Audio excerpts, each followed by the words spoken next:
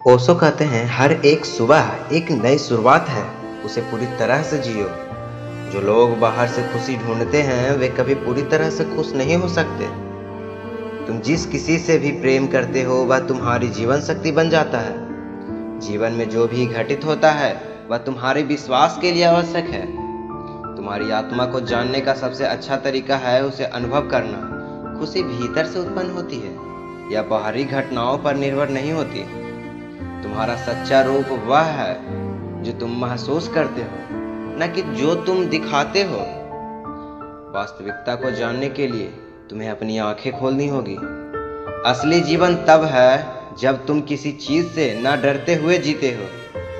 परिवार सबसे बड़े जालों में से एक है जिसका उपयोग समाज ने सदियों से मनुष्य को गुलाम बनाए रखने के लिए किया है। जो लोग कभी कभी मुझसे पूछते हैं आप किस धर्म से हैं, मैं हमेशा यह कहकर जवाब देता हूँ मैं सभी धर्मों का थोड़ा थोड़ा हिस्सा हूँ और किसी भी धर्म का बड़ा हिस्सा नहीं हूँ। जो जानता है वह जानता है कि उसे चर्चा की कोई आवश्यकता नहीं है, जानना ही पर्याप्त है। नहीं, स्पष्टीकरण की आवश्यकता नहीं है, केवल विस्मयादिबोधक एक विस्मयकारी हृदय जागृत आश्चर्यचकित हर पल जीवन के रहस्य को महसूस करना।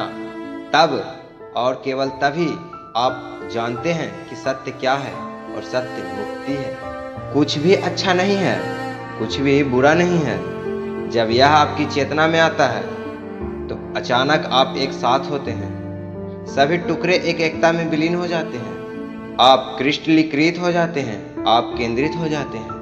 यह दुनिया के लिए पूर्वी चेतना का सबसे बड़ा योगदान है। आनंद का मतलब है कि आप अपने अस्तित्व के सबसे गहरे केंद्र तक पहुंच गए हैं। यह आपके अस्तित्व की उस परम गहराई से संबंधित है जहां अहंकार भी नहीं रहता, जहां केवल मौन व्याप्त रहता है। आप गायब हो गए हैं। आनंद में आप थोड़े से अस्तित्व में होते हैं, लेकिन आनंद में आप नहीं होते। अहंकार विलीन हो गया है।